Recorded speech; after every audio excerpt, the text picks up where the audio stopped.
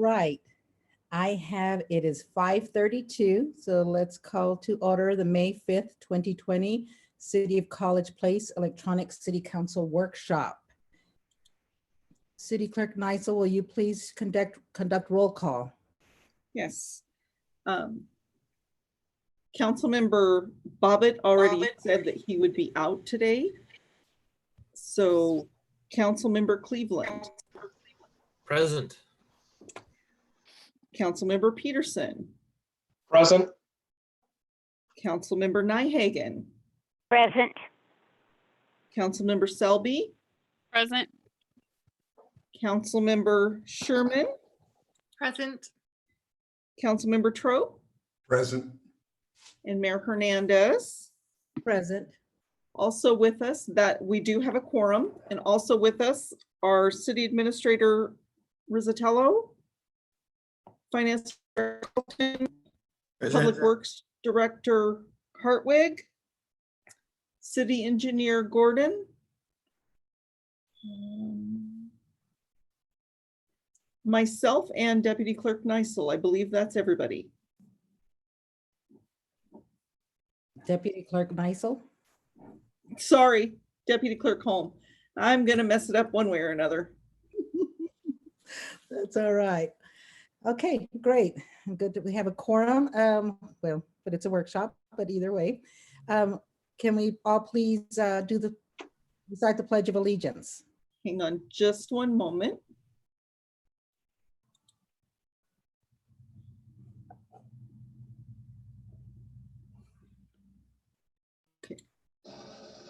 I pledge allegiance To the flag of the United States of of the United States America of America, and to the republic for which it stands, one nation, under God, indivisible.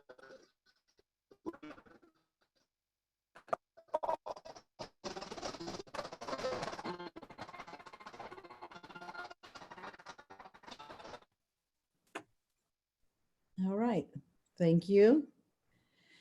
Councilmember Nyhagen, would you like to say a few words to start our meeting off?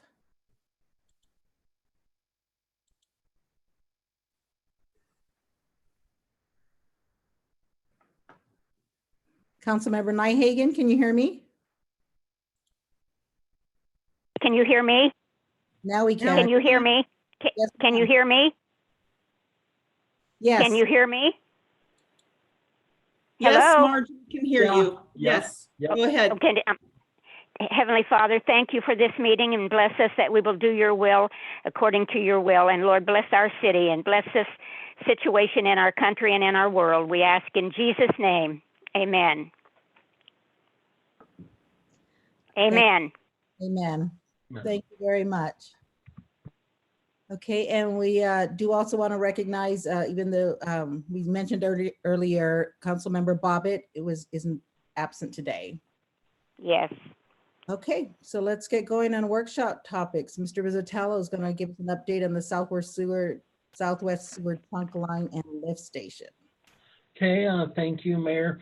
I feel it's important to update council on big projects that are in the multitude of millions of dollars, at least once a quarter, so you're all aware of the trajectory we're going on with this. Now, just to remind everyone, Southwest Sewer is basically that 18-inch wastewater line we need to run from College Avenue across the McKiernan and Christensen property to Teal Road, up Teal to Owens, and then up Teal to Majanier, then to Owens, which is where our treatment plant is located. And it also entails replacing a lift station underneath College Avenue in Majanier that's undersized and should have been replaced for some time.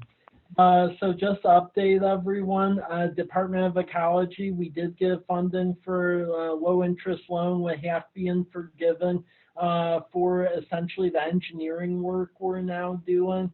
And then beyond that, we're working on getting the SEPA and NEPA checklists going, as well as critical area reports and then we're assembling the financing for this. So we did get awarded the Port in the County .09 funds for this project. So that amounts to about $200,000 a piece for each of those, and that's a grant. Other things we're working on for construction is we're trying to attack this from a multi-pronged level. So that way we can see who offers the best deal and then go to the best deal, because we're trying to position this project where we could go to construction later this summer. So the first deal is Community Economic Revitalization Board. They did respond back. They have, staff has preliminarily recommended an offer that would entail the $2 million that we've requested. A form of that would basically be a $1.7 million low interest loan, and then a $300,000 grant. Other pathways we are working on is with USDA Rural Development. They have a loan and grant program, and then we have a call with Department of Ecology as well, because we're shopping around for the best deal in essence, because that's in the fiduciary best interest of all of our ratepayers and citizens. So I would expect that within late June, July or so, we should have the fiscal picture of this thing figured out, essentially who we're going with and what does it look like.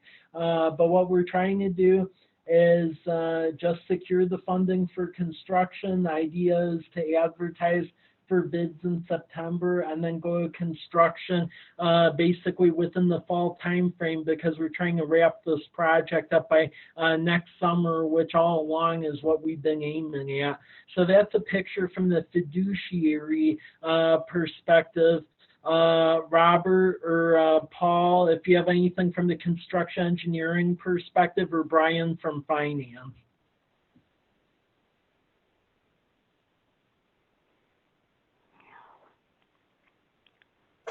Robert, you need to unmute yourself. Oh, there.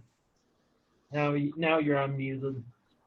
Sometimes people prefer to have me muted, but anyway, I was just going to follow up with what you were saying. The design is slated to be done sometime in June, 90% for submittal. So aside from that, we've had several meetings, but it's progressing, and I don't think there's any hitches in the way at this point. So we're just waiting to submit those plans to Department of Health for their review.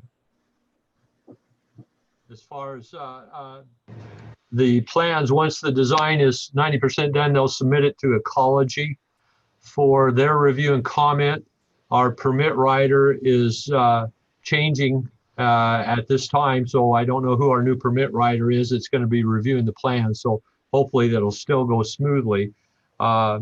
I have met with them, with the property owners out there, to just let them know what's going on, if they've got any concerns.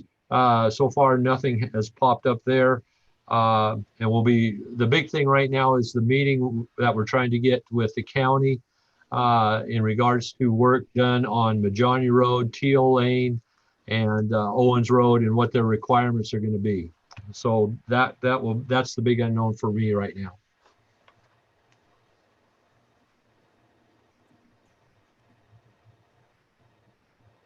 Councilmember Selby? Councilmember Selby, and are there restrictions on construction because of the virus?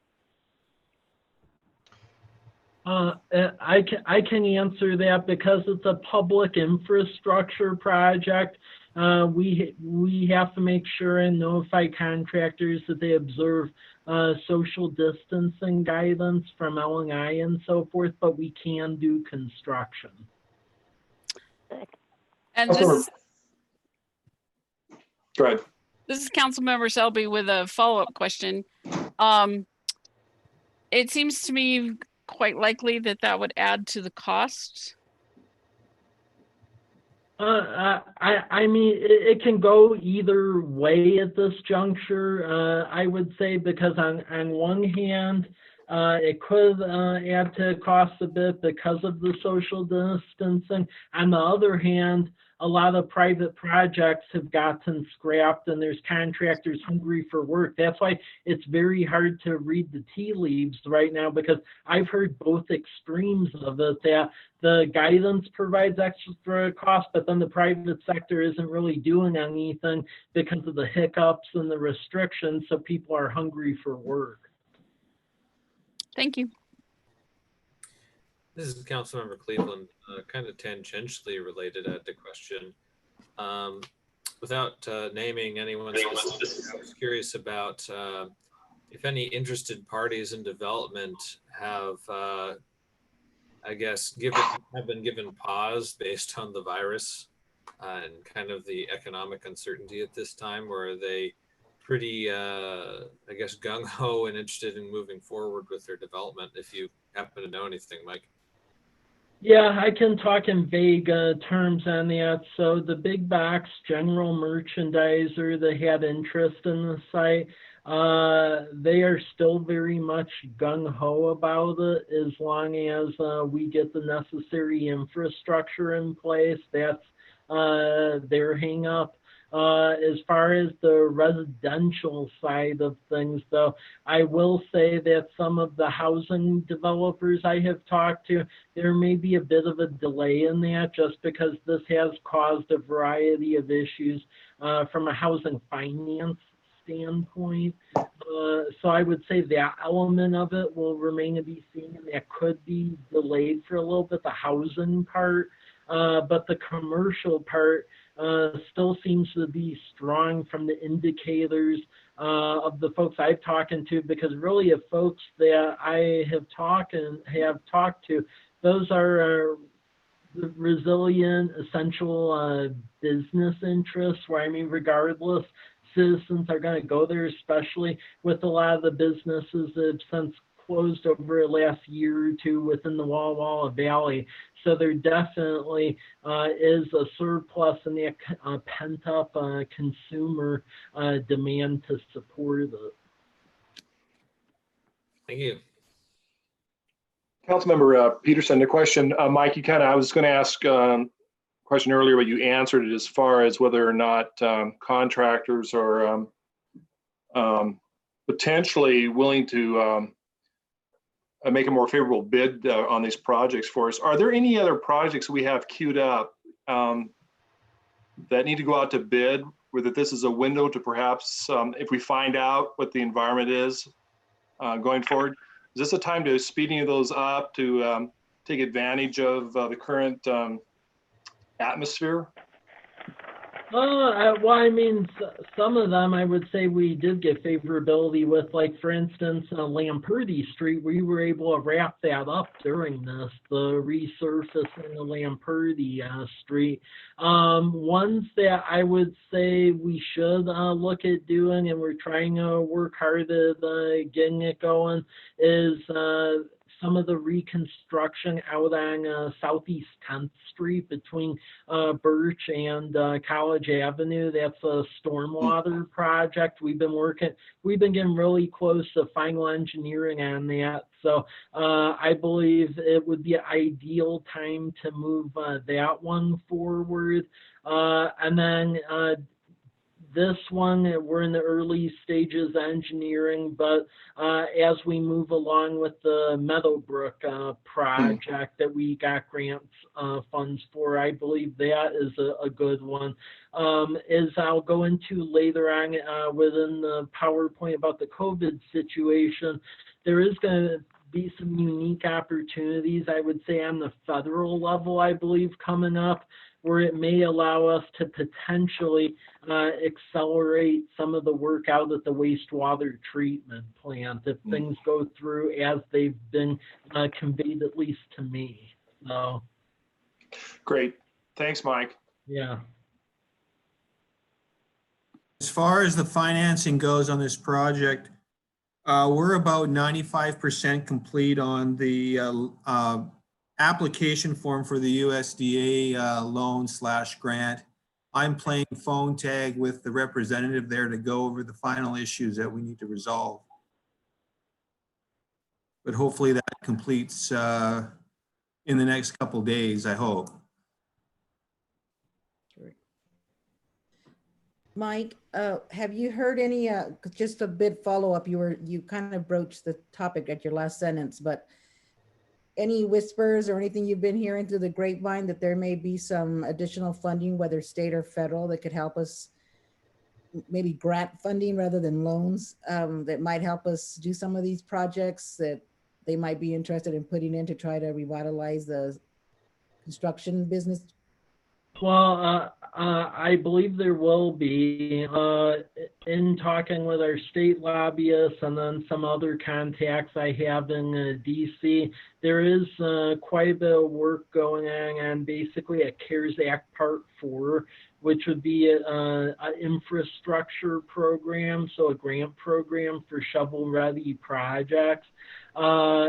With that grant program, I would say probably the easiest ones we could position for that would be the various elements of the wastewater treatment plant, because we've been working on that for a long time, and that's a high dollar ticket item, which frankly from a local level we don't have. So if we could get the federal government to pay for it, plus it gives, I would say, a nice visual impression for the legislative delegation to be like, look at what we did. So I believe that can be very much situated for that CARES Act 4 funding. The other project I believe that we'll be able to position easily is to actually reconstruct Cedar Avenue in Damson off of C Street. Because if you recall, when we thought we were getting the legislative appropriation, we actually have 100% engineering plans done for both of those roads, and all the right-of-way was acquired for that. We were just missing the funding piece. So I believe those two projects are well positioned for a CARES Act Part 4.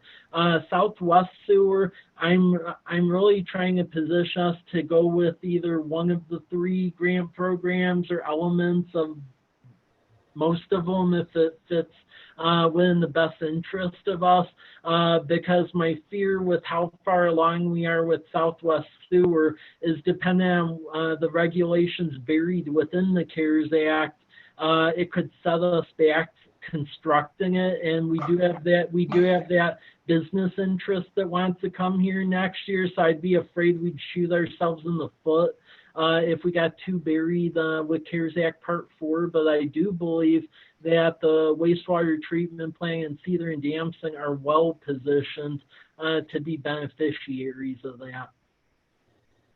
Great. It'd be great to see Cedar and Damson actually get done. Yeah. Councilmember Selby?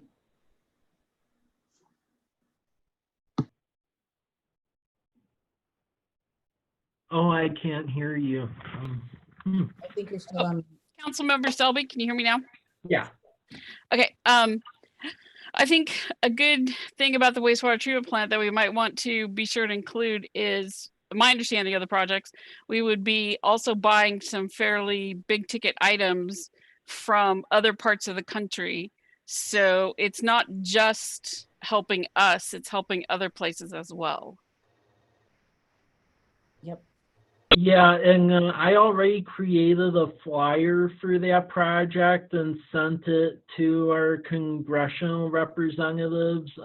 So it's already in both of those projects are already on the radar for everyone in DC should that actually go through. Nice. Any other questions or comments for Mike? Nope. Okay, we'll move on then to the next topic, which is Mr. Gordon and Mr. Hartwig on update on the water system project. Paul, do you want to jump in? Okay. And the boots on the ground for both of these projects. Yeah, so I will start with well number 4. POW is the contractor. They're making great progress. I will say that we just got an email today that the transfer switch and so forth for the generator and that ties into the electrical controls is now on a 2-week delay. So that puts us back to our original our original completion dates for substantial completion, if not pushes it past that a little bit. So let's hope that they can push that up. That was due, from what I was reading, due to the COVID related issues, and whether they shut down for a period of time or not, I'm not sure what, or their work strategies had to change, but that was causing the problem. Other than that, they're moving ahead. They've got the 42-inch pipe in. They're going to pressure test tomorrow, and hopefully flush the following day. They've got inspections and planning on pouring the generator pad tomorrow. Electricals, the primary electrical is in. Now they're pulling wires. The conduits are in. They're pulling wires, and then so it's going well. The contractor has done a very good job. They're very efficient and have planned accordingly. As far as well number 6, last I heard is they're expecting to have the screen within a week or two. And then they got to check it to make sure it's complying. And hopefully within a month we can do the run test and see how many gallons per minute we can produce. Hopefully it'll be better than our well number 4 that we did. So Robert, you got anything? No, just that the reason we're seeing a bit of a delay on that project is because the original screen was constructed without American steel. So it didn't meet compliance with and then they actually checked to see if Department of Health would accept it anyway, and they said no. So bottom line is they had to go back and reconstruct, and so we've got that coming. So what do you think, Paul? Maybe a 2-week delay there? Yeah. Yeah. So that's kind of the backstory. Just a quick reminder, well number 4 is supposed to be completed so it can be hand operated July 20th with full operation by August 31st. And then on well number 6, that well would be done next year about this time. So that's out of ways. We're not quite sure how the screen will impact their final schedule, but this well number 4 certainly looks like if that transfer switch doesn't come quickly, we could see delays like Paul was talking about, which is not exciting since that's our high demand period for water during the year. Yeah, that's pretty much what I got. Councilmember Trope. Councilmember Trope here. Quick question. I believe these are not the wells that we had to do the sleeving on, right? Is there any plan to update? I mean, did the sleeves get installed properly and everything's copacetic on those two, or? Well, well number 4, the sleeve is already in. That was constructed as part of that project. And then on this well, yes, this is taking the sleeves. This is a sleeve. And so they got to put the new casing in, and then they can pull the old temporary one out and finish that part up. So we still got a lot of work on that one yet. Mm-hmm. Thanks, Paul. Yeah, the water system plan, Robert has most of the information for that, but I'm meeting with them in regards to flow testing fire hydrants tomorrow. And we'll plan a strategy to get those done with them in the next week or two. Yeah, just a reminder, we had originally, this is Robert, city engineer. We had originally planned to do some of that work in-house, but found that the level of effort was beyond what we were expecting when Department of Health actually met with us here. So we turned that back to RH2 to do, and they're moving forward on that. The completion date for that plan is November 7th, 2020, and I haven't heard anything about there being an issue with completing it by that time. So looks like we're on track. Robert, regarding the screen that they had to redo, we're not having to pay for anything for them to redo that screen with American Steel, are we? I'm sorry. Yeah, we do have to comply with that. No, I'm asking, it's not going to cost us anything for them to redo? No. In fact, I asked that question, and I specifically asked that they would verify that in email and writing so that that would not be an issue later on. Yeah, good question. Great. All right, does anybody else have any other questions or comments? All right, thank you very much, gentlemen. Now, COVID-19 update by Mr. Rizzatello. Thank you. I feel it's just good to make sure everyone knows everything that's going on with this, since this is a fairly quickly moving target, and there's a lot of guidance being issued from the county, governor's office, and it seems like everyone in between. So with that, let's go to the presentation.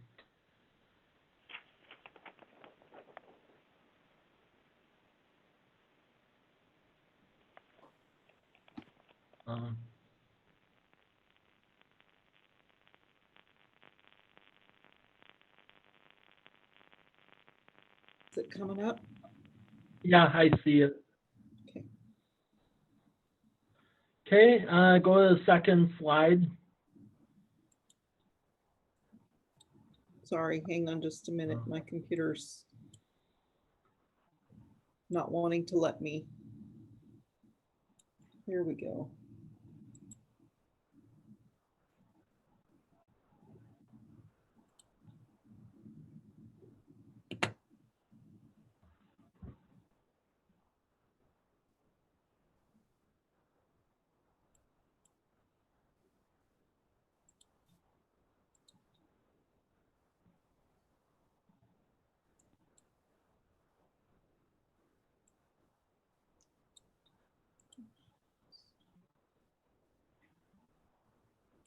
I'll get there.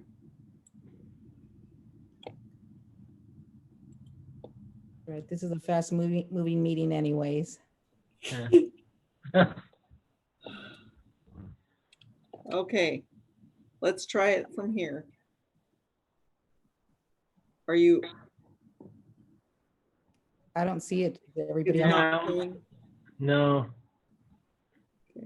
I see it, but it's not in the present mode. You need to enable editing.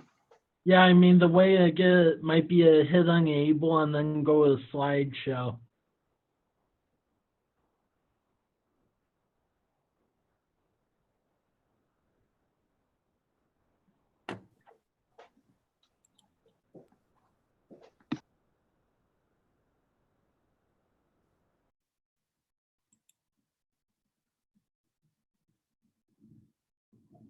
Okay, now is it showing up for you guys? It's just showing up in the standard screen. It isn't showing up as like a formal slide. Oh, here. Now it is. Gotcha. Okay. Okay, if you could go to the second slide. Okay, thank you. So since the last time I presented this, there was a COVID 3.5 bill that was passed. That reopened the Paycheck Protection Program, and I've been advising a lot of our small businesses go to various banks that are working and get this money out. So Community Bank, Banner, Baker Boyer, they all have allocations of this. Additional providers, the healthcare, also additional money for the economic injury disaster loans for the SBA.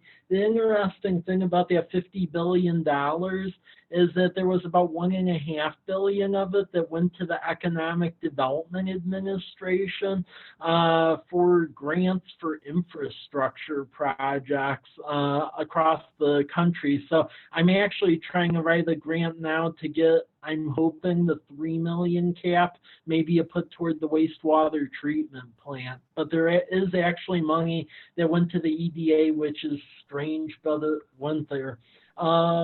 And then there's about $25 billion for additional COVID testing.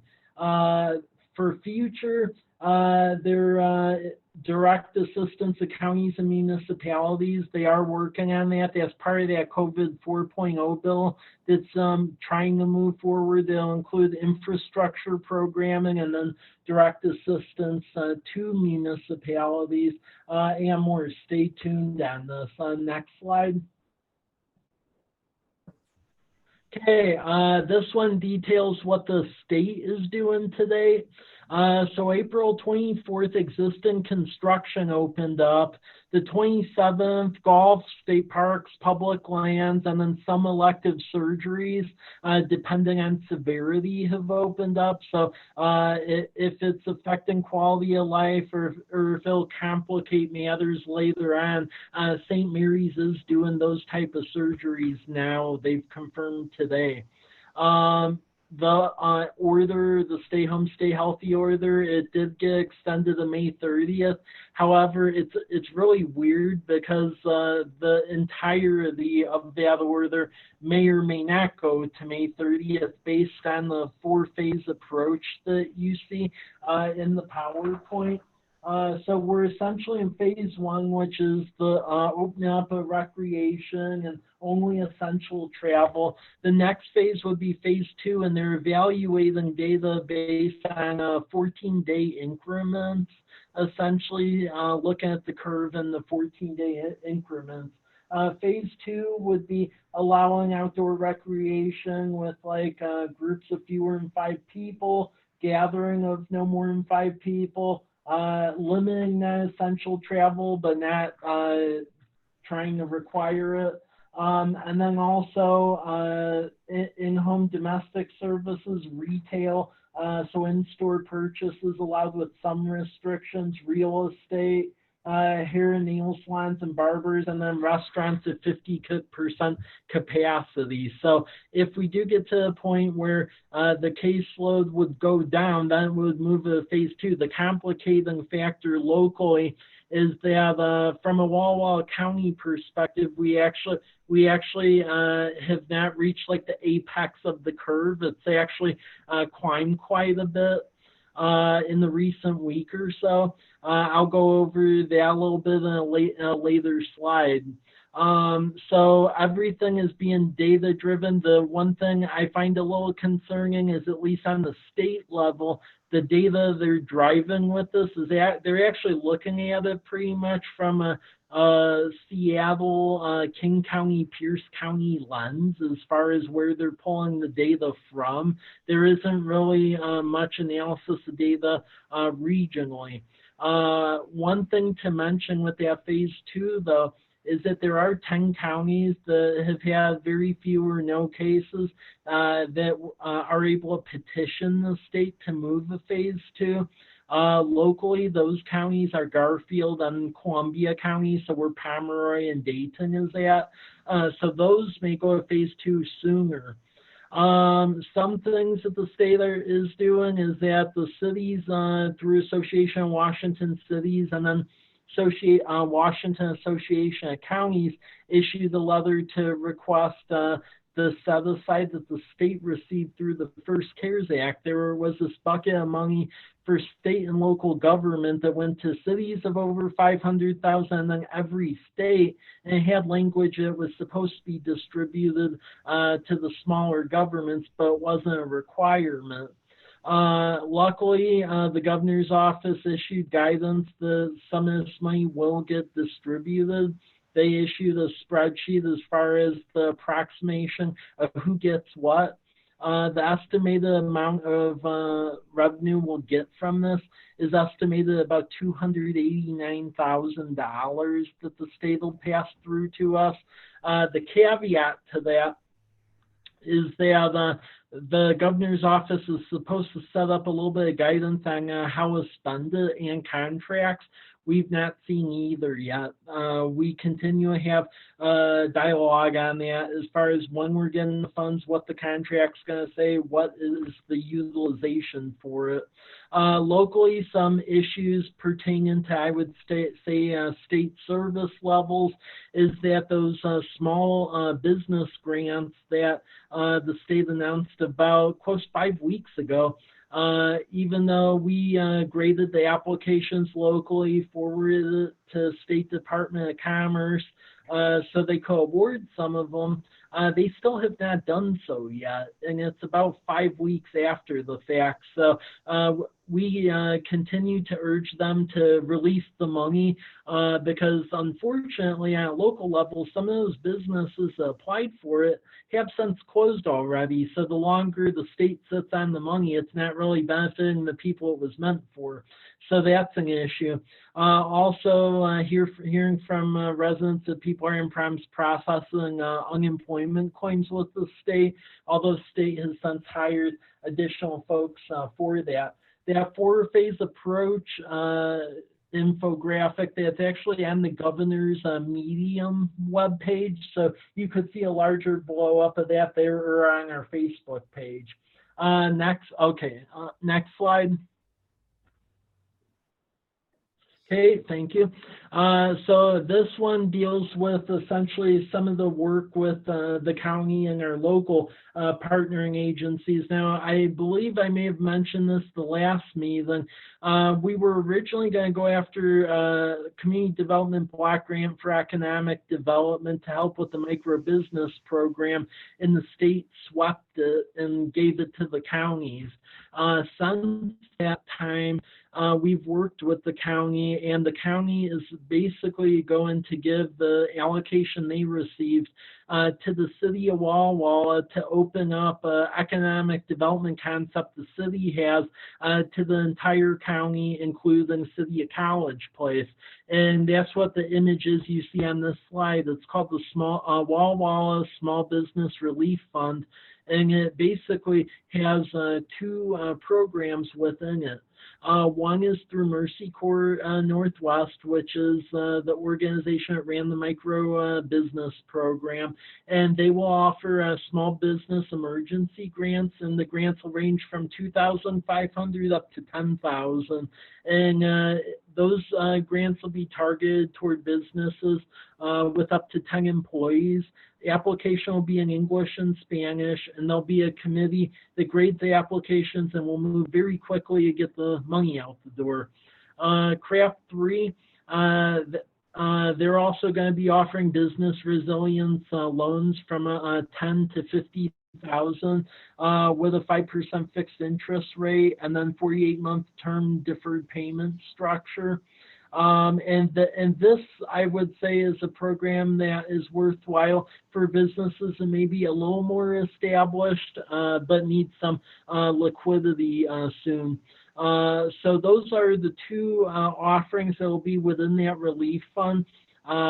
So that those county funds that also represent the allocation for the city, that's going to go to this program, and then they're also seeking donors from banks and other agencies.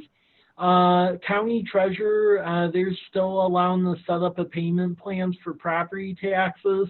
At the time of this slide, the Tyson meatpacking plant was closed for the various employees to get tested. The meatpacking plant has since reopened, though. All the employees did get tested, and altogether it ends up between the USDA inspectors and then the employees of Tyson, it's around like 200 or so positives out of that. So the way it's working is that facility was deep cleaned. Department of Health is out there, and those who tested negative, they can return to the plant, and it's being watched heavily by the Department of Health, and then our congressional delegation as well. There's concerns about it. Other things is from a private-public partnership standpoint, the various cities, the county, the port, St. Mary's Foundation, everyone's working together on the acquisition of this machine that will essentially allow rapid testing basically for COVID-19. So right now the testing can go anywhere from 48 to 72 hours. Because originally some of the testing was going to another state, then Catholic and Richland was doing it, then they got overwhelmed, and now it's going up to Spokane. So there's a lag in testing. This machine will allow it where tests can be done within 45 minutes in essence. and a multitude of tests can get done per day, up to, I believe, around 360. So that machine will actually end up over at St. Mary's within the next couple of weeks. So that's pretty exciting, and that's a pathway really to, in the midterm, open things back up, because that's how we'll be able to, with the additional testing done quickly, so folks who are positive with it, they can quarantine, and the county can utilize the tracers they're hiring to figure out who may have been exposed. So the county updates their case numbers every day at 5 p.m. The county has the health line for folks to call.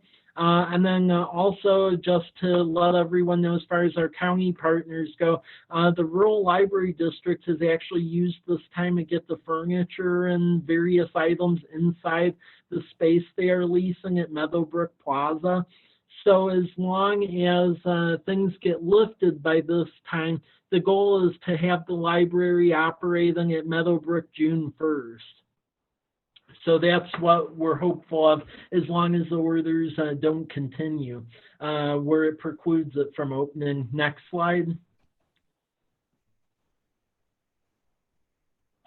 Just wanted to show this. This just essentially shows the protocol and the process that the County Department of Community Health utilizes when doing the investigations for essentially the positive cases with coronavirus. So that's up on essentially the webpage we have to deal with the COVID situation, and then our social media accounts. So we're trying to inform the public best way we can. Next slide.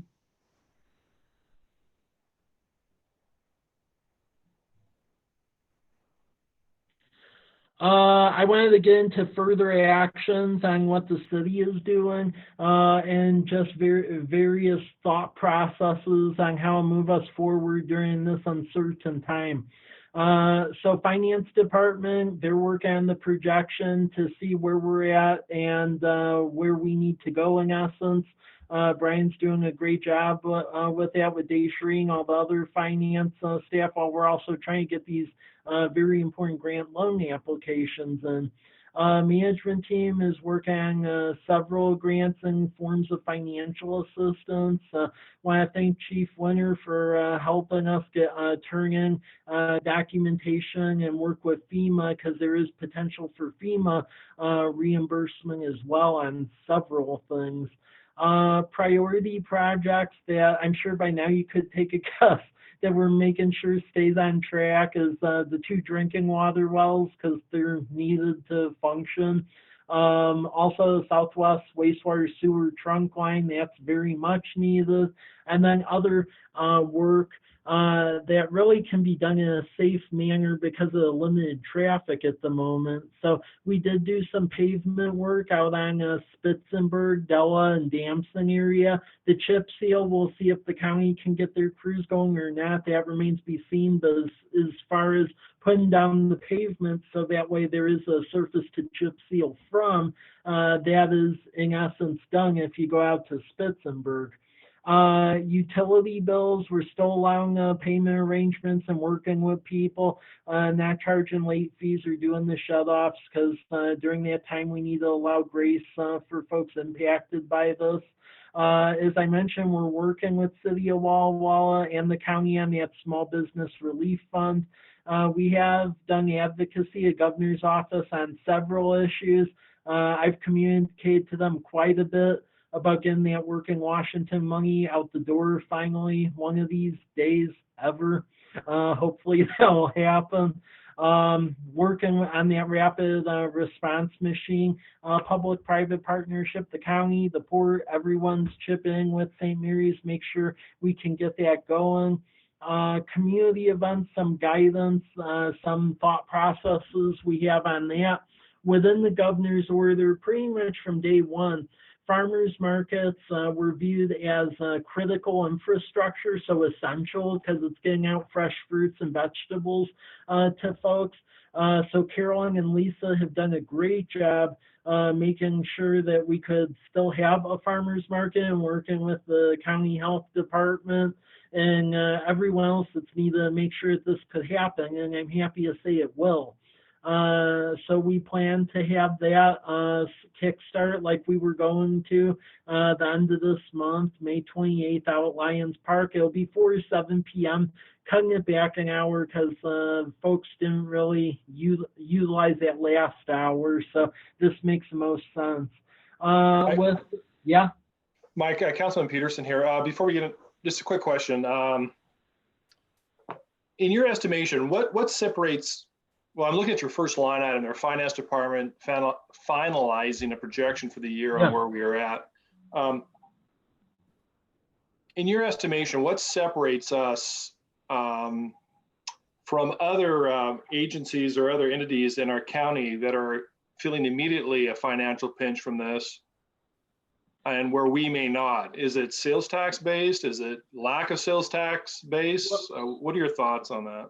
I would, well, I mean, we may feel a pinch from it, but I would say it's a combination of several things. So for instance, one of the things that's dramatically in our favor is as we've tweaked service levels or added a service, there haven't been any financial gimmicks to pay for it. Like if we needed projects to be done in water, wastewater, stormwater, even when we added the 2 police officers a couple of years ago, what we did is, well, we're adding this expense, so then you have to raise utility tax. You know, the cost of services goes up to 3% every year. So really, you have to do the 1% property tax increase. At the time, those items like sound trivial, but some of our neighboring governmental jurisdictions have not done that. Like the whole property tax increase thing, banking it. The place I previously worked for, they would bank every year. Well, guess what? If you aren't increasing your revenue every year like that, and no matter what you do, your costs are slowly increasing, you're going to end up in a situation. So we've done good that way. Also, luckily, some of our sales tax drivers were essential businesses. So Walmart and Home Depot, even in a pandemic like this, you know, people still need to get food. They still need to get supplies from Walmart and Home Depot. So they are still doing pretty well. And then the other thing as well is we've done a good job over the last couple of years of trying, although we didn't get to the target I was hoping for, but we did start to build a rainy day fund in essence as well. So we've taken a lot of actions over the last couple of years where really we've protected ourselves a lot. And I'm definitely not going to say that there won't be a pinch, because as you'll see in later slides, there are projects I'm recommending we delay a little bit, or hires that we delay a little bit.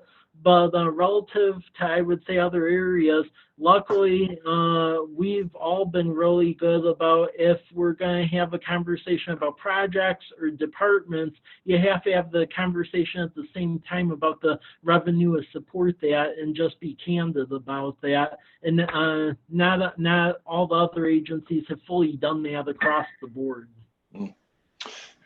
Thank you, Mike. I appreciate that. Yeah.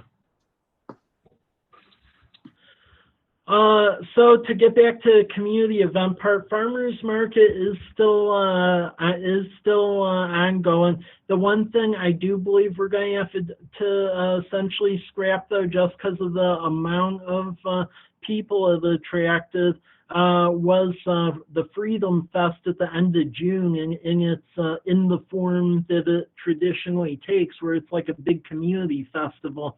However, I've talked to sponsors of fireworks, and then I've also called some other cities that are in pretty similar predicaments to us. And what a lot of cities are doing is, while they're canceling the festival part of it, they are still pushing ahead with the fireworks part, and they just aren't saying where they're shooting from. So they're saying, hey, like look to the skies in the southwest part from your backyard and you'll see something. So City of Pullman is doing that, for instance. So in talking with the mayor, we felt a good recommendation. This is why we don't do the festival, at least with the sponsors we had. They were still comfortable at least shooting the firework part, so at least people have something to look at from their backyard. So that's the recommendation on that, to maybe at least do the firework element of it, but can the festival part, because the festival part with the music, the food, the kids carnival, I mean, we had a lot of people that came last year, so that wouldn't be advisable, but you can still look at fireworks from far away. So will it be, we won't say a location we're shooting from, but essentially the quadrant of like what direction to look at from your yard, and hopefully it'll at least bring joy in some form to people. Mike, I have a question. This is Councilmember Sherman. Do you know, will you still plan to do that a few days ahead of the 4th of July, or will you do it on the 4th of July, and is the city of Walla Walla also doing it at the same time? So the idea was to still do it on the day we were doing it, the June 28th, mainly because, to be frank, prior to all of this, when we reserve fireworks, it's done like months ahead of time. So we had the contract with them prior to all of this going down. And City of Walla Walla, they've paid for their fireworks too. So talking with Nabil, they're still planning the firework portion of it. Theirs would likely be July 4th. But with them, it's a moving target. That's what he told me, that it's a moving target. But the plan is to still do the fireworks as of now. All right, thanks. Yeah. Okay, that's that slide. If we could go to the next. Okay, and then this is going into some of the cost-cutting measures that we're doing just to make sure our liquidity is good while we're detailing the financial projection. So as I said the last time, some of the state agencies are slow with their grant reimbursements, so proactively working with them to make sure that it gets turned in, and that we bug them to make sure we get the money in a timely manner. Also, some capital projects that I would say are of lower importance are recommended for a pause. So like, for example, the Whitman and Larch four-way stop, that's $10,000.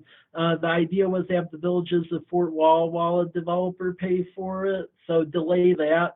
I've since talked with the Villages of Fort Walla Walla developer, and luckily they are still planning to do the project, which I was excited about because I received earlier correspondence. It wasn't so rosy, but they are planning to break ground on that the third quarter now, so we're still good there. But the suggestion is to delay that stop sign. Also, we were going to do a minor renovation out at Harvest Meadows Park for about $20,000, so delay that a little bit. Same with resurfacing Evans over by our one light industrial facility. It's little actions like that where, I mean, you trim back temporarily and it can add up to a lot of money. I mean, between those three projects, that right there frees up like $55,000. And again, if the projections shows that we're treading water okay, we can pursue those still, but those are some of the things that we're just temporarily pausing. Other things, we did have some vacant positions due to attrition or not hiring yet. So building inspector, Larry Bowman, who was our building and facility manager for many years, he's retired. And then Scott Hall ascended into that role. Well, Scott's old position is vacant. There isn't really that much construction going on right now. So we've paused that position, but as things get back to speed, we'll definitely hire for that vacant position. Same thing with the stormwater engineering technician. That was vacant when Rob left here for employment at another city. The firefighter, the one that position that was vacant because we were waiting for our GEMT reimbursement. Again, we're going to hold on that until we see the full breadth of the finances of this. And same with the half-time police records clerk. The thing we are recruiting for still immediately, just because with this situation, we do feel it's very important to be at a full staff there, is the police department. So that vacant police officer position from when Brandon left, we're looking to fill that right now, and we're hoping so we don't have to wait for the police academy a restart, that we can attract a lateral police officer. There is some interest now, luckily, because of what we've done to increase pay over there, where there is an argument to be had about working here, because we are starting to be competitive in that way. So those are some of what we're doing just to maintain liquidity in the short term and be responsible with the funds. Other things that are happening is with city parks. We've put out a little bit of more detailed signage.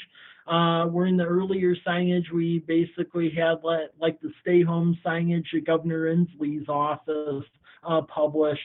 Since that time, since a lot of the parks have reopened, although not the playgrounds or things like that, but parks in general, we've put in more informative signage saying parks are open, areas where you can maintain social distancing, like pickleball, open, but basketball and playground equipment still not open. But we have those signs at strategic locations around the parks. Also, we're working with educational institutions, Troy and David and I, on innovative graduation ideas. So as you've seen, you saw the banners that have since gone up for the College Place High School graduates. And there's some discussion about doing like a smaller car parade thing for graduates. We're working on that. All from a social distancing perspective. Within the departments, we still have rotating work schedules and make sure people that can work from home can, to make sure social distancing is encouraged and the mandate. And then we always are maintaining the information on our residential and business pages to inform the business community, and then just informing the business community about the various options that exist for them during this trying time. Next slide. And then this is just to let everyone know the chamber, they actually have a webinar series every Thursday where they broach topics such as the Payroll Protection Act, various services, the Small Business Development Center, City of Walla Walla through the Relief Fund, and others are doing during this time of need. So that's every Thursday, and we share that on our social media pages to make sure that the business community and folks at large are aware of it. Next slide. This was a snapshot just of May 1st. Sadly, it's already grown since that time. So the sad part is, unfortunately, we had not in College Place, but in Walla Walla County, we did have our first death as part of the coronavirus. So a person in their 70s that lived down in the unincorporated county, unfortunately, succumbed to the illness today. As far as the numbers of where we're at, you see the breakdown right here. Today, it's already grown where the confirmed cases are up to 94. The variety of the cases, the lion's share of them are in Walla Walla. And then the next highest is College Place, down at like 14, and then Burbank, Wallula area. There are some cases that are at the senior living facilities. A pretty significant multitude of the cases are actually from the Tyson outbreak. I thought that a lot of those folks would live out in the Tri-Cities, but there are a number of them. They actually commute from the Walla Walla area. So that actually does have an implication on our numbers locally. And then also, unfortunately, because of what happened at Tyson, there was actually a case from Tyson that was a spouse of a person that worked over at Broachy Orchards First Fruits, and then there was an outbreak at Broachy Orchards First Fruits. So that's how that stuff goes. So luckily, Department of Health, they're trying to stay ahead of this, and we have a unified command call every morning to go over the issues. I will put the numbers in perspective, though. I mean, naturally, having numbers that high definitely is not a good thing, and we're working to reverse the trend line on this, but let's put it in perspective here. So if you look at the slide, the testing was at this time on May 1st, 1689 cases, positive was 86, negative was 1603. So I mean, part of this too is that we are getting additional testing supplies and additional people are getting tested, so then your numbers are going up too. So you have to look at it from multiple perspectives. Next slide. Quick question on that. Yeah. Megan Bolton, in her most recent announcement, said, I guess we've been seeing COVID parties in town, in the community, where somebody has the illness and a bunch, like we used to do when I was a kid and they had measles. So supposedly that's happened in Walla Walla. I'm curious if that's happened in College Place too. I have not received any report from Troy or any of law enforcement of a party like that happening here in College Place. What I've heard through the unified command discussions is that was something that occurred over within Walla Walla. And then out in the county as well.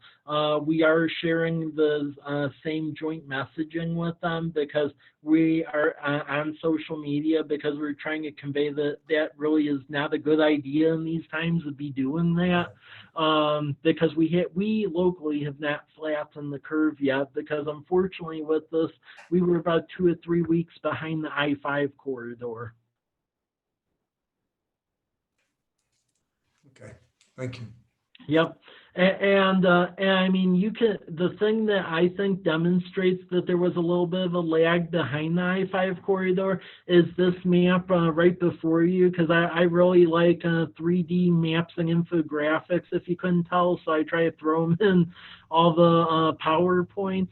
If you recall, I threw an identical map to this thing a couple weeks ago, and at the time, essentially the 3D, the level of cases and deaths, especially on the eastern part of the state, was actually much lower, where from then to now, it's definitely climbed quite a bit in the Tri-Cities area from the case standpoint. The Tri-Cities and Yakima, and unfortunately, it's starting to climb quite a bit over here. I would say some of the timing with what has occurred at Tyson, I think maybe triggered that along a little bit. But it's something among others, so we just have to still maintain the social distance and be vigilant, because we were a couple weeks behind the other, the I-5 corridor and you can see that looking at these maps versus the ones from a couple weeks ago. Next slide.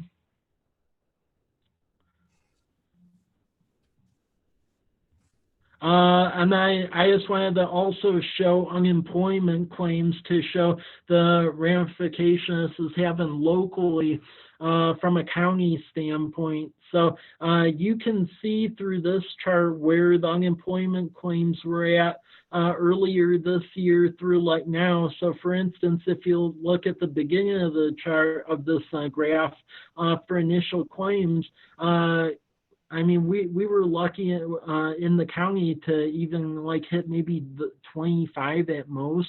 And then if you look, for instance, the last week of March, unfortunately, the claims went all the way up to about 950. So this is having a major issue from an employment standpoint locally because of the tourism and the wine sectors of the economy here.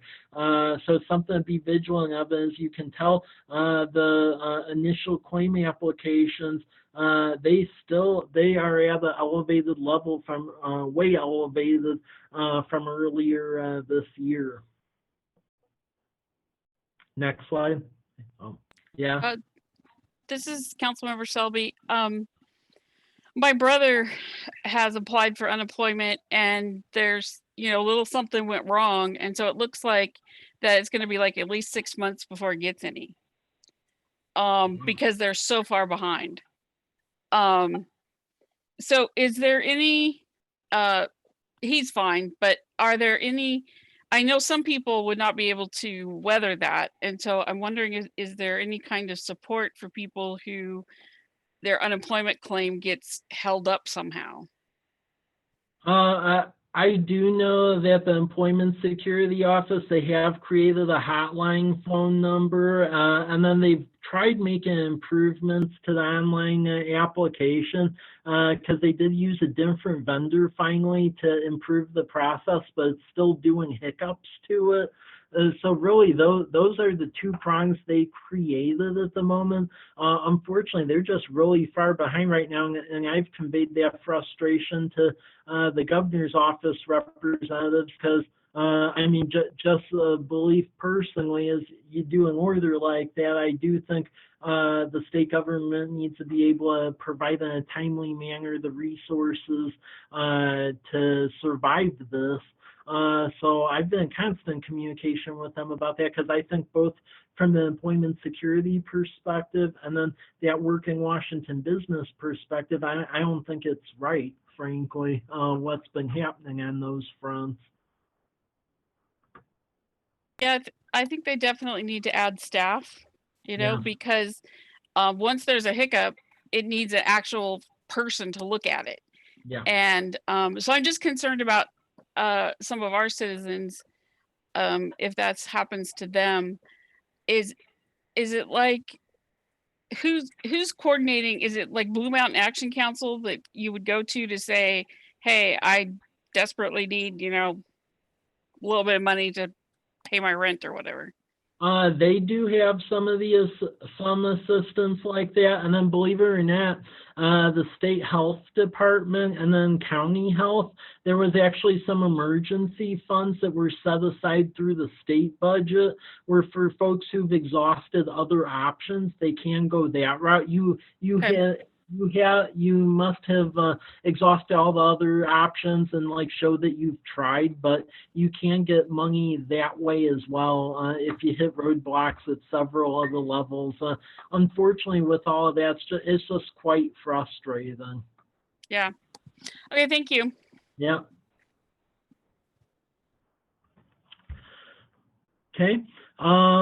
So activities going forward, as you can see, every time I do one of these PowerPoints, the situation definitely remains fluid with a ton of moving parts to it. So we're constantly monitoring this. As you know, we'll continue to update you of this situation as it evolves. And I'm making sure we're well positioned or when that CARES 4 bill passes, that we can take advantage of it because I really feel this is going to be very similar to some of the ERA money that was released about 11 years ago, back when I lived in Chicago. So the big projects we're positioning, Southwest Wastewater Trunk Line, That's more so of just positioning it to state agencies. That one isn't so much a federal one because, as I said, that could cause hiccups from process. But the two that we're really pushing for federal money for is wastewater treatment plant. I think we're well positioned to get some funds from Economic Development Administration and then directly out of that upcoming CARES 4 bill. And then likewise, there's some residual money that was awarded to federal DOT for some local road projects. And I believe we will be able to position Cedar and Dancing as well. Those are the two we're there as far as having like a ready to go project, but then not overcomplicate it by bringing in other funding. If they're the full funders to it, that won't complicate it. So Cedar, Dancing, and wastewater treatment plants the way to go. But with that, that is an overview of where things stand at the moment. Questions? Councilmember Selby?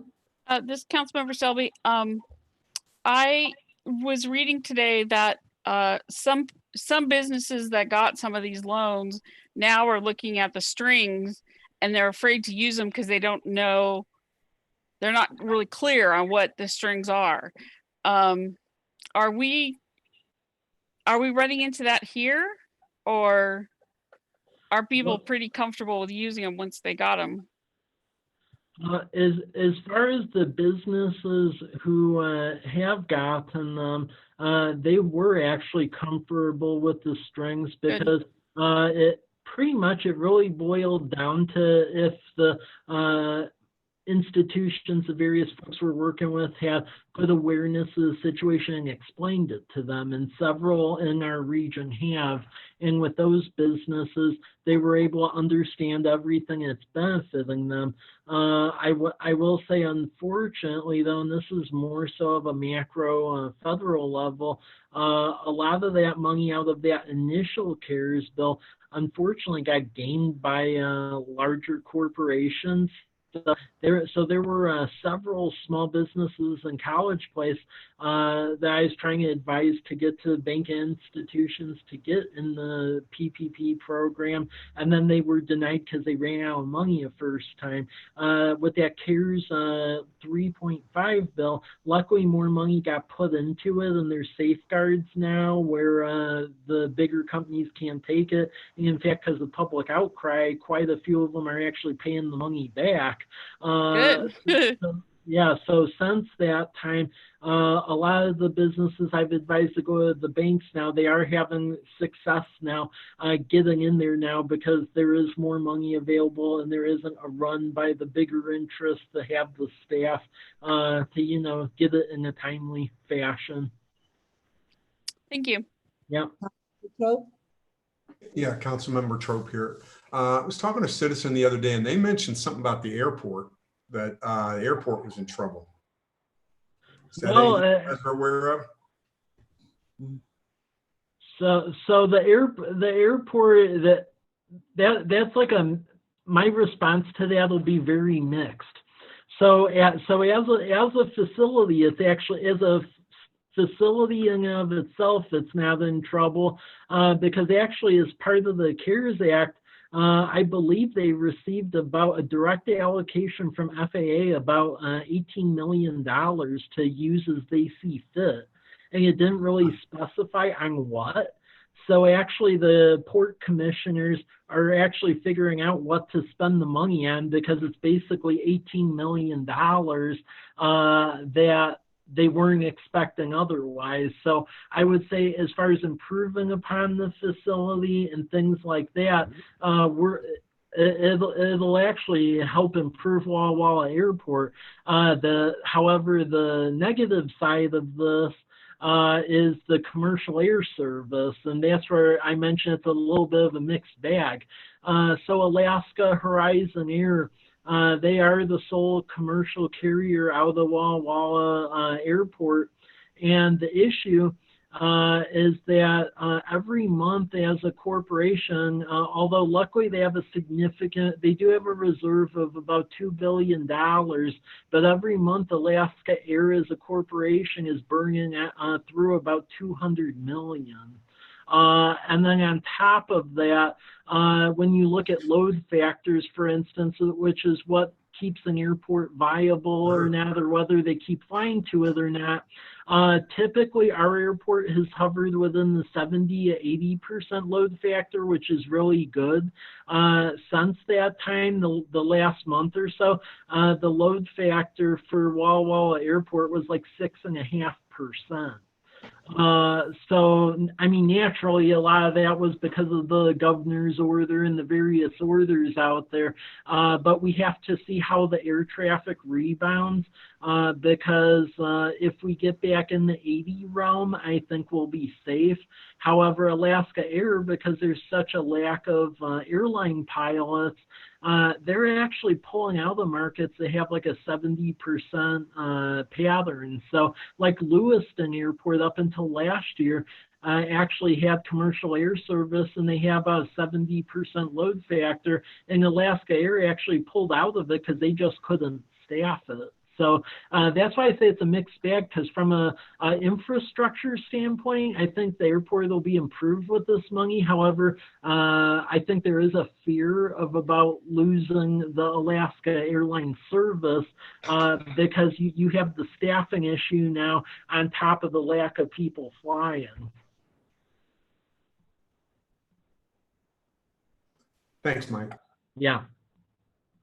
Does anybody else have any questions? Okay, if not, I've got a few of them. Was somebody saying something? Go ahead, no. Okay. So my first question is probably more for Carolyn and Lisa regarding the farmers market. Can you tell us a little bit about how many vendors we have and what the layout's going to be? You want to take that one, Carolyn? Sure. So our vendors have to be within our hand washing stations 25 feet. So we have switched the layout to close 8th Street, which is the cul-de-sac. And we're placing them on the grass, like right up to the curb, and then on the other side, and basically putting 4 vendors across from around each hand washing station. We have 3, and then there would be the availability to have more vendors depending if they have their own hand washing stations. So that's 12 total. Right now I have applications for 7. I'm waiting for another 7 applications to come in. So, and they're all essential. There's approximately 7 produce and like 4 to 5 prepared food, the 1 soap vendor, and then I'm still working on a hand sanitizing vendor, and I have a handcrafter who was there last year that is making masks. So she will be there with only her masks. Great. Oh, the question left my mind, sorry. Oh, is there going to be any kind of opening event? I would think we would not want to, because we don't want to gather crowds, but I just thought I'd better ask. Yeah, I was thinking about that as Mike said that in his presentation. We could, I don't know, maybe put some sort of a poster saying this is the opening night, but we're trying to make it really secure. Like we're putting rope around the trees and around the edge, and we have a designated entrance with a staff person there and a designated exit. We're gonna have signs everywhere for the social distancing, for using your masks, the hand washing stations. So we could do a sign maybe at the information booth, because that's gonna be right there at check-in. That might be good. And I was thinking we could do a live that day. with our masks and have maybe a couple of council members, or I don't know. I'm open to whatever. Well, you let us know how we can help you. Thank you. And are we ready with SNAP? We did just get the bank account information and that was sent over. So they told me that the turnaround time is about 2 weeks to get the machine from when I sent in the application, and it was sent in on the 1st. We did just get the letter from the bank today and that was sent over. So the 2-week countdown is from today. Okay. And hopefully I don't have any issues when I get the machine as far as learning how to work it and follow their rules for reporting numbers. So, yeah, no, thank you very much. Appreciate Thank you. it. It's coming down to crunch time for you, so thank Yeah. you. She's been working really hard on it. Thank you, Carolyn. Yeah, I'm, you know, considering that you're having to scramble and pivot here, we appreciate it, and I'm sure it's going to be wonderful. So don't sweat too much. I'm trying not to. Now, right now is the hard part because I'm having to tell vendors who are not essential, sorry, we can't have you yet. We'll keep your application on file for when we can have you. But it's frustrating because it's another avenue for, you know, some of the crafters who depend on that money at the market because all of their other shows are canceled. Sure. Sure. Councilmember. I've been sort of thinking about for the crafters and things like that. Is there a way that we could do like a virtual market? So we have like our opening on Facebook, and then we maybe like have little interviews with them and then link to them or something. Because it seems like that would be, I mean, I don't know exactly how to do it, but, and I know that they sell on like eBay and stuff, but I think I would be more likely to buy it if it was like a virtual College Place Farmers Market, because that way I know it's local, etc. So every week I attend the Washington State Farmers Market Association call, and there are quite a few farmers markets that are already doing something like that. And I haven't taken the steps to actually go above to the area of trying to get that rolling for us, but I believe that there could be ways to allow that to be some type of an avenue. There's some of the market vendors, or not market vendors, there's some of the markets that are providing the online platform so that people can order online and then they pick up, and there's a separate pickup line at the farmers market. There's a little bit more logistics that are involved with that, and I haven't looked into it quite yet because I've been wanting to make sure that my hands are full with making sure that we fulfill what we need to fulfill right now. But I understand. It is an option. Well, I understand, and I think that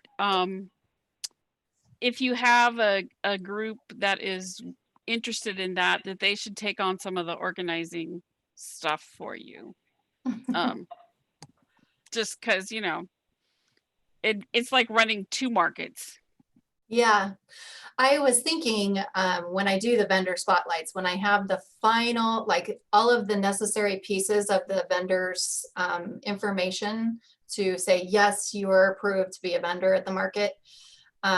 Maybe in the vendor spotlight, I can put if they sell online, have that information. Just to point people, hey, these guys sell online. Maybe you could, you know, do a pre-order and pick up at the market or something like that. Thank you. Mike, I have a question. Back when you were talking about positions that were on hold, you mentioned the fire department position that waiting for the GEMT reimbursement. Are we waiting for that reimbursement to start coming in before we hire, or are you thinking of putting a hold until all this COVID dust settles? I mean, I was thinking of putting a hold till COVID dust settles. Really, what's gonna like advise my recommendation will be essentially the projection that Brian puts together. But those are just my initial concepts of the low-hanging fruit to essentially pause or delay in the meantime. Okay, no, that's fine. Thank you. Highway 12, is it gonna, well, we know it's got a green light, correct? Yeah. I would not expect full-scale construction though to start on that though until next year, because while a lot of the irrigation systems were moved, there still are a couple of scattered ones through the 10-mile corridor that need to be adjusted or severed. Most of them were, but not all of them. And then plus there basically needs to be a little bit of a remobilization effort of the design build process, and because even though they were moving to award and so forth, whenever you pause a project like that, there's additional delays and then costs to restarting it. So I mean, some people may say they could start later, but just knowing how a lot of similar situated projects are, I think you'll see a lot of site work, removing things or prepping the right of way happen this year. But as far as actually seeing a road get built, that likely will start beginning of next year. Okay. I was just hoping that maybe it help some of our regional businesses get some work going. Yeah. And then my last question, which is not enough, but you mentioned the graduates of the high school, College Place High School, and the banners. Were those banners done by the school district? It was They done bought by, them from, they went to a local vendor and purchased them there. yeah, and the boosters sponsored it, and the school district took out a permit for it, so it was a good partnership, and we helped hang them. I love seeing them. Do you know, are they going to let the seniors keep them when they're done? Yeah. Oh, that's cool. That's Yeah. They'll be up on the light poles for about what I was told, like a month or so, and then the boosters will donate it as a graduation gift to the respective graduates.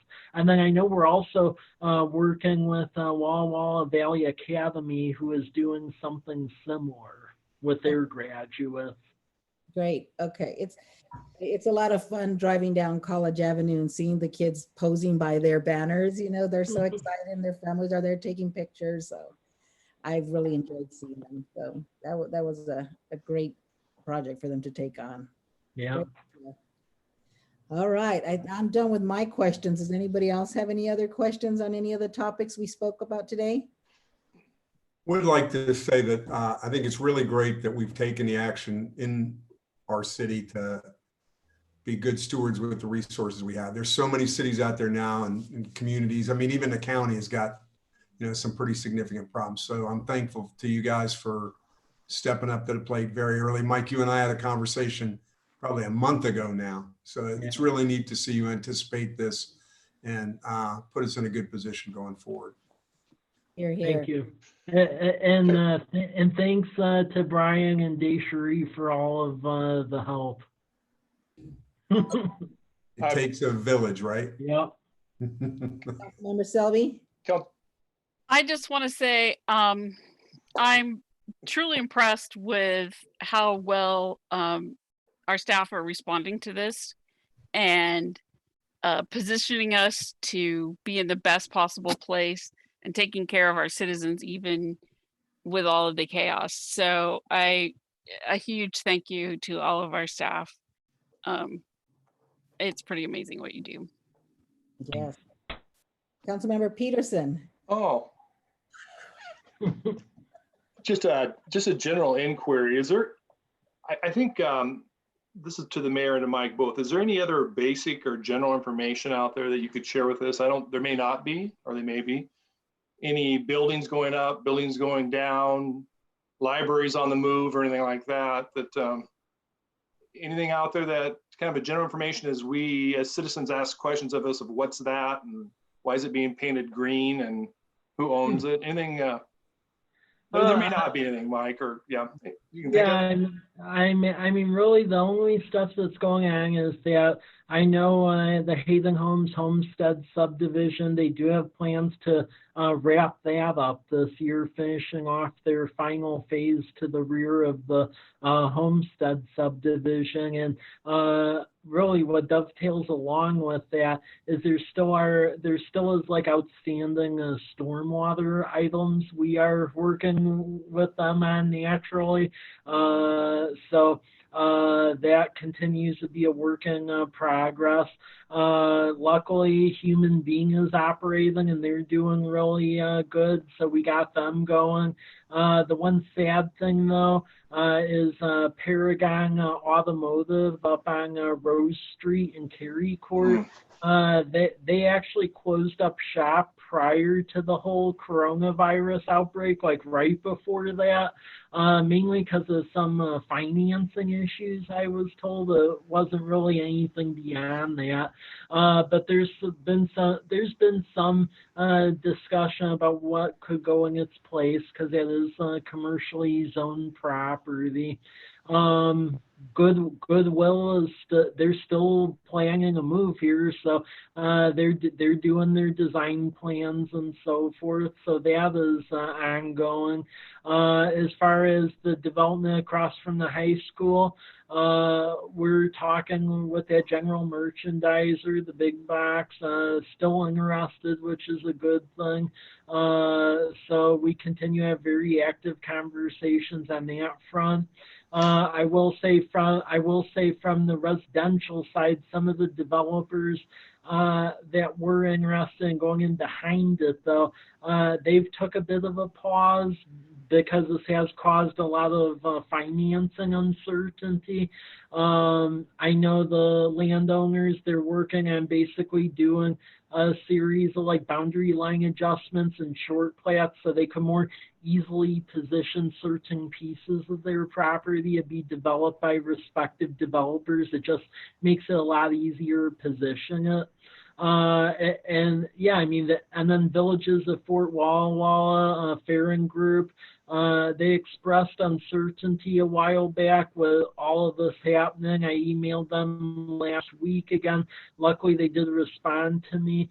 They are planning to break ground on it. It just got moved a quarter because of everything that went on. I was very fearful about that project because they are an active developer in Montana. Montana never had order against residential construction like we did.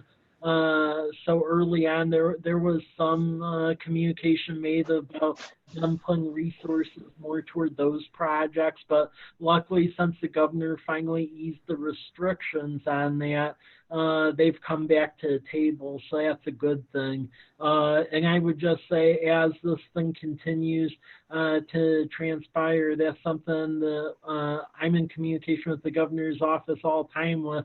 You have to look strategically at both ends of the spectrum on this, the health side and then also the economic side, where certain things can be done, where you have social distancing as is anyway, like certain elements of construction.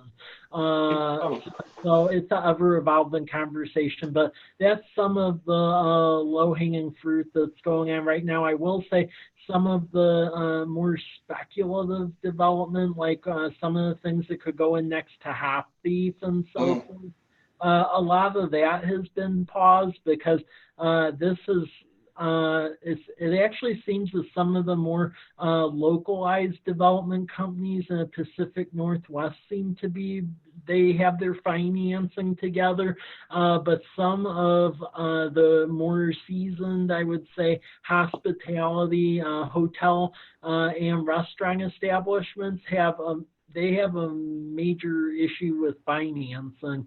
And some of those, like if you've ever watched any of our Economic Development Commission meetings, we'll have project managers and talk about some of the stuff going on. Some of that may be paused for a while because some of these national chains, they have major financing issues that this situation has caused. Thanks, Mike. I think specifically, yeah, thank you. I think you've addressed the one, somebody inquired today about, I think it was a paving at the south end of Larch, and the inquiry was about another development perhaps that was going in there, but you spoke of that perhaps of being paused, so yes. Well, and keep in mind the reason that Tom Watson and Travis Watts did the paving of that road is that after Hop Thief got established, a lot of people were driving on the gravel road anyway and then spreading gravel all over the place. So it was actually causing maintenance issues both on the Hop Thief side and Meadowbrook Plaza side. So it made sense to pave that road to eliminate all the rock and stuff being swept all over the place. So that's why that road was put through. They're having active conversations with end users. But yeah, my fear is more speculative stuff like that is going to be delayed for a while because of the financing issues.